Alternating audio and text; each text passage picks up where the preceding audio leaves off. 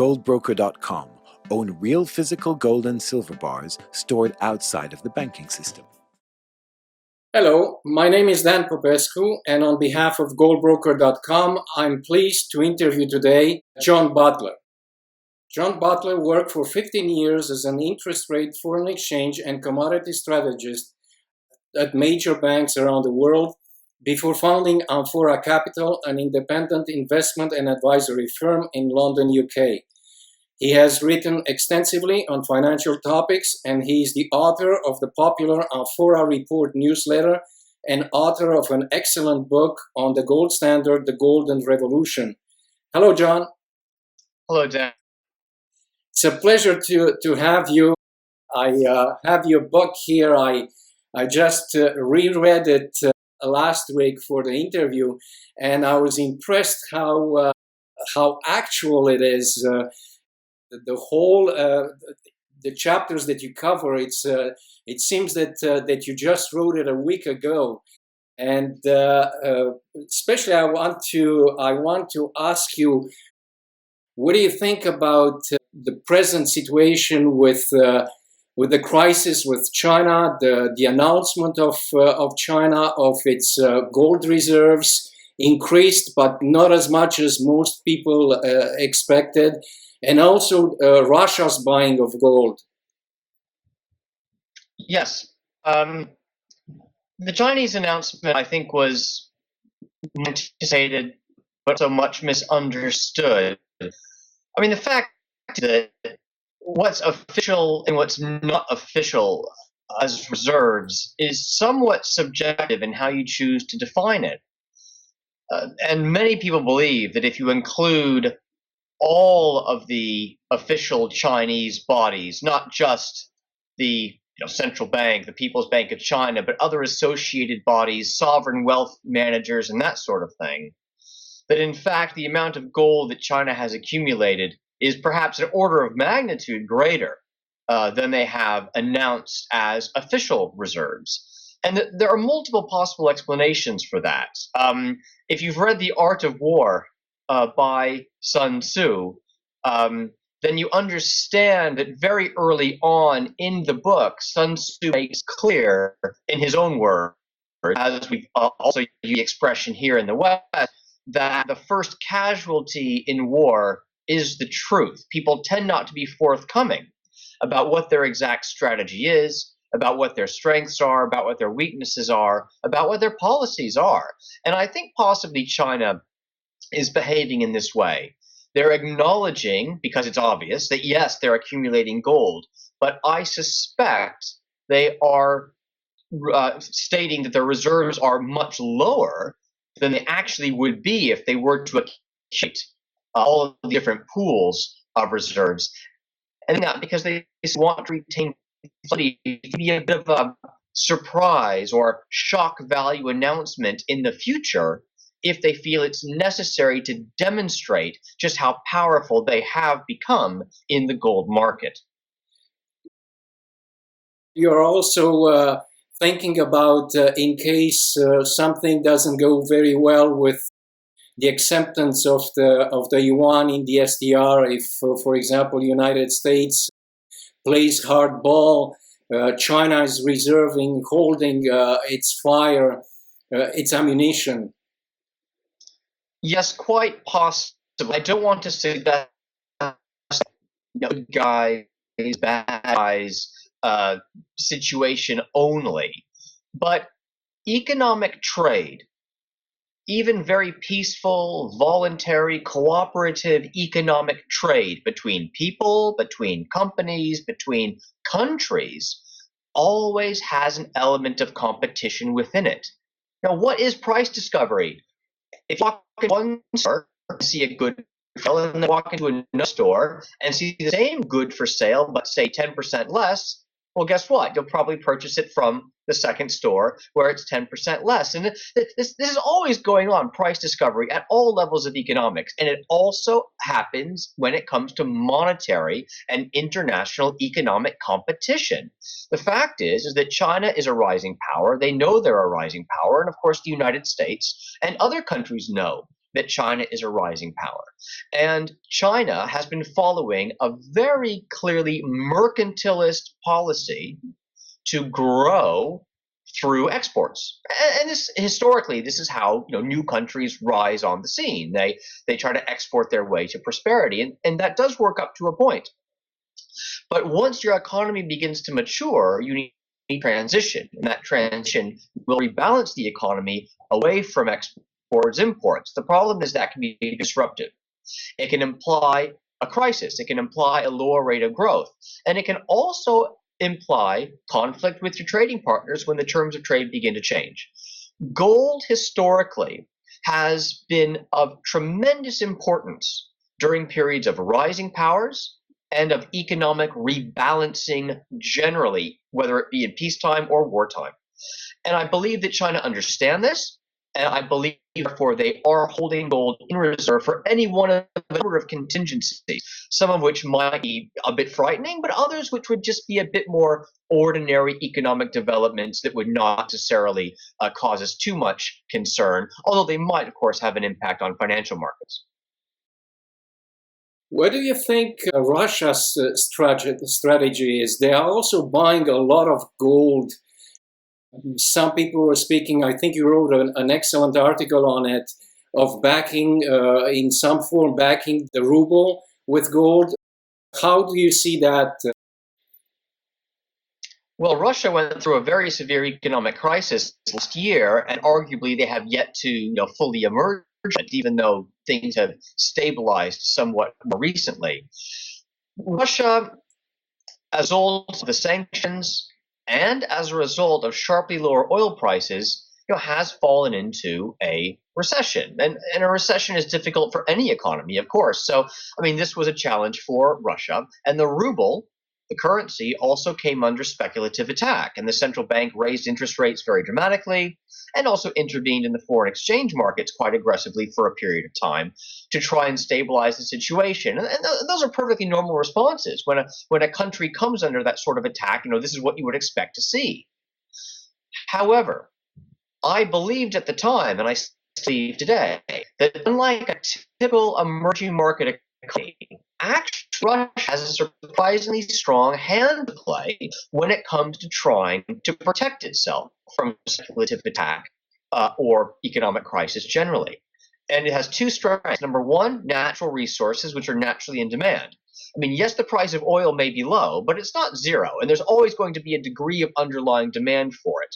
So it's not like an economy which is living on credit.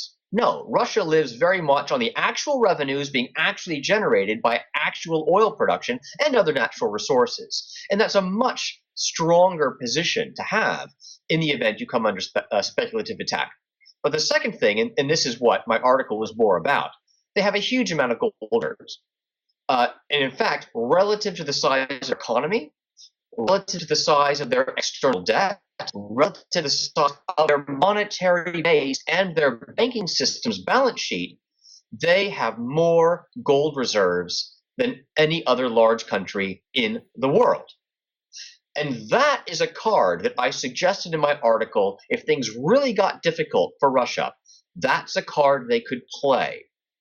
If they wanted to bring down interest rates, one way to do it would be to issue a ruble bond, but one that would repay the principal in gold ounces at a fixed rate. And therefore, an investor, for example, could receive a coupon on a gold-backed instrument. And of course, the interest rate you would demand on a gold-backed instrument would be lower than the interest rate you would demand on an unbacked instrument. And this would help to bring down interest rates. Of course, that's only one bond issue, but what if they issued two bond issues, 3, 4? What if they converted their entire external debt to being redeemable in gold? That have a huge impact on bringing down their borrowing costs generally, as long as it's credible. But they have the reserves, so it is credible. And say what you will about Vladimir Putin, you may like him, you may not like him, but Russia is stable politically. Putin's very popular, and the same government under his leadership or his deputy's leadership has been more or less in place now for quite a long time. So the fact is, you've got a politically stable country with huge gold reserves, and had they wanted to, they have done this to help bring down interest rates at the time. And they may still play it. They may still play this card. If the crisis brews again, if the sanctions become even greater, have a greater impact, they may well choose to mobilize their gold reserves, perhaps along the lines of how I've suggested. Yeah, it's a great article. I recommend people read the article. I'm quite sure it's still valid today, and it's quite recent. You wrote the article. When was it that you wrote the article? I believe it was November last year, so it's less than a year old. And as I just mentioned, Russia is still in recession. It is still in crisis. The ruble is weak, along with oil prices. So the overall context isn't quite as severe as it was when I wrote the article. But nevertheless, I would be surprised if the Russian leadership was not still concerned about the state of the economy, concerned potentially about the weakness of the ruble, and interested in at least having contingency plans that they might be able to use if the situation deteriorates from here. I also want to. I was impressed when I reread the book last week, and we talk a lot about the SDRs and the inclusion of the yuan in November, effective sometime in next year. You talk about the SDR and the idea of the SDR. There are several versions of it, and I would like to have your views about the conflict and the attitude between United States, who might oppose it. They have a veto, almost a veto, and cause problems. There is an election year next year. The United States has not approved the update of the IMF, which they agreed in 2010. That's 5 years ago. And you go over it on the SDRs. What is your view of the SDRs? I think the SDR is something which is largely misunderstood and is largely of symbolic importance, but nevertheless needs to be taken into account and could play a role in a future monetary reform at the international level. Now, the history of SDRs is interesting. SDRs are issued by the International Monetary Fund, which is the world central bank, effectively. The United States is the single largest shareholder, and if you assume that it's kind of the central bank of central banks, then the Federal Reserve would be the single most important participating central bank. But the IMF operates nominally independently, but the U.S. institutions will have the largest influence because of the way it is currently structured. But the thing is that SDRs don't actually circulate. They are really strictly an accounting entity, which is how the IMF maintains its own accounts. So it's kind of an international basket currency, but those weights in the basket, and they're only updated bureaucratically when the IMF, the member of the United States and others, decide to read the basket. And so there has been a very heated discussion now in recent years regarding whether or not to include the yuan officially in that basket, and if so, with what percentage, because China has expressed its willingness to put up the necessary capital to be a major shareholder in the IMF. But the United States is dragging its feet on this. It's outright resisting, depending on who you ask. As if they want something else in exchange, as if the United States is holding for some reason, which they're not being entirely open about. And to be fair, the United States, being the political polity that it is, doesn't always speak with one voice. For example, as we've seen recently with respect to U.S. policy towards Iran. So it is a bit complicated, but why is it important? It's important for the following reason. Although the SDR may be an accounting entity, in the event that one or more major economies that are IMF members are in need of a bailout in the coming years, the funds for that bailout can be literally created into existence by the IMF if the IMF chooses to do so. That's the current global monetary architecture. And the United States is the single largest shareholder in that architecture. And so, in a way, the United States is the dominant power in deciding who will and who will not be bailed out in future, if necessary, and under what terms. And that's a huge power that the United States has, in particular for emerging markets, who are generally seen at greatest risk of truly fundamental banking and currency crises, some of which may be starting in Southeast Asia as we speak. So this is where China's trying to get influence, because guess who they're surrounded by? They're surrounded by some of these Southeast Asian countries that may be getting into trouble. But do they want the United States to decide who gets bailed out and under what terms? No, they don't. They want that influence. The United States is resisting it. So there's clearly some rivalry at work here, which is understandable given the geopolitical context.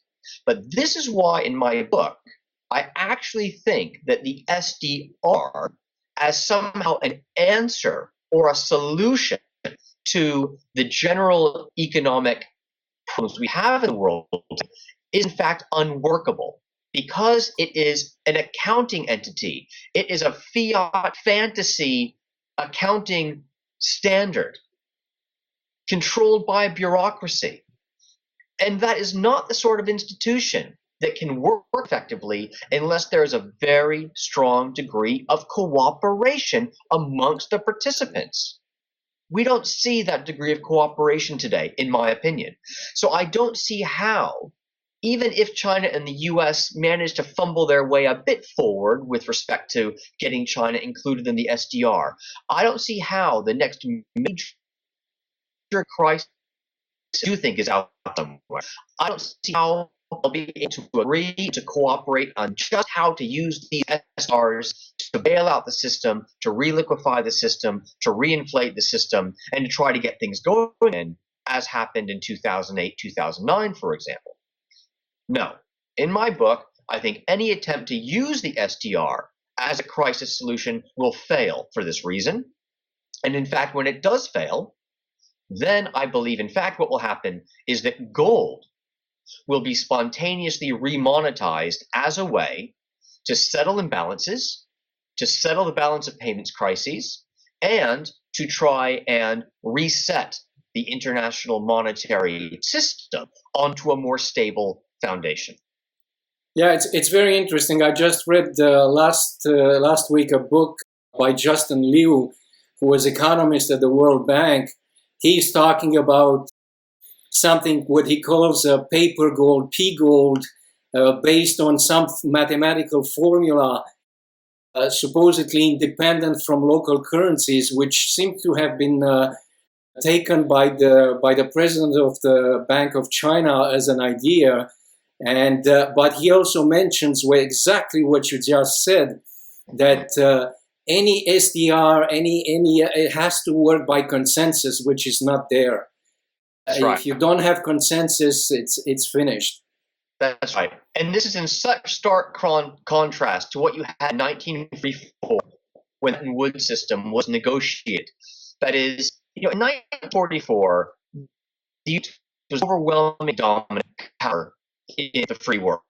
And when it was agreed the dollar would be the central currency, no one could really dispute that. It was obvious that it should be the central currency. It was obvious that the United States should be, or it was, the central economy. And even in 1971, 73, as Bretton Woods broke down, yes, that particular arrangement of the dollar backed by gold broke down, but at the time, the US was still by far the largest economy in the world, and was naturally still the central economy and therefore the natural issuer of the reserve currency. But look where we are today. Economically, the world is now very multipolar. Notwithstanding problems in the euro area economy is roughly as large as the US economy.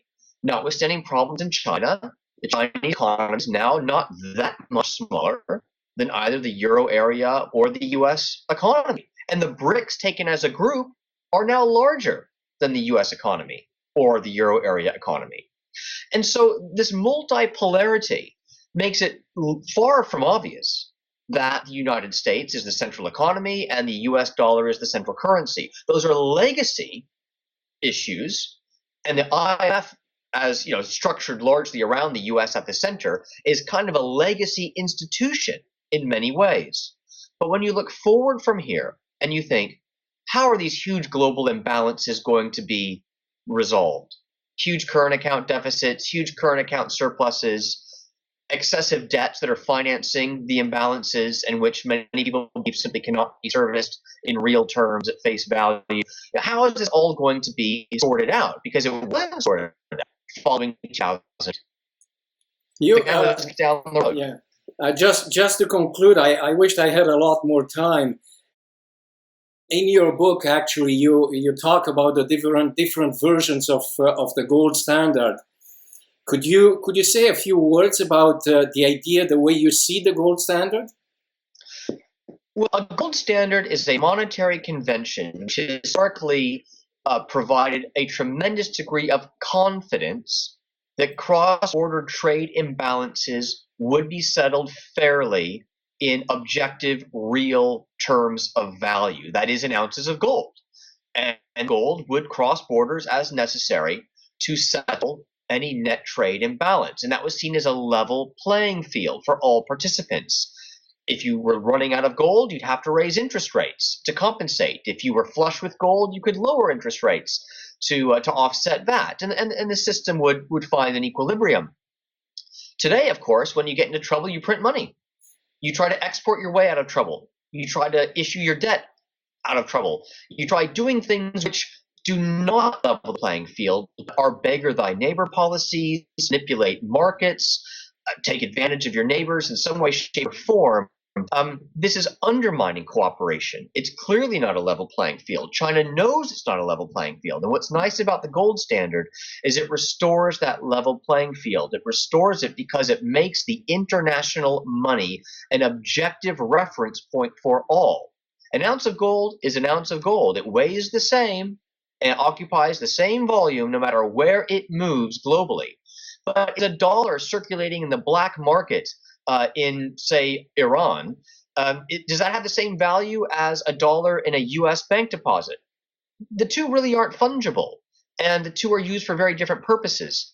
But gold is gold, and I do believe that when the time comes to try and resolve the imbalances that exist today, gold will be remonetized in some way. Now, that leads to a full gold standard, such as existed between the 1880s and the First World War, that I don't know. However, even a partial remonetization of gold, I believe, would be an improvement over the completely non-confidence building, make it up as you go monetary system that we're using today as kind of a update post-2008. Thank you, John. Unfortunately, that's all the time I have. An excellent book to read, fast and easy to read, and still actual today. Thank you very much on behalf of Gold Broker for accepting our invitation. It's been a long time I wanted to invite you. Thank you very much, John. My pleasure, Dan. I appreciate it.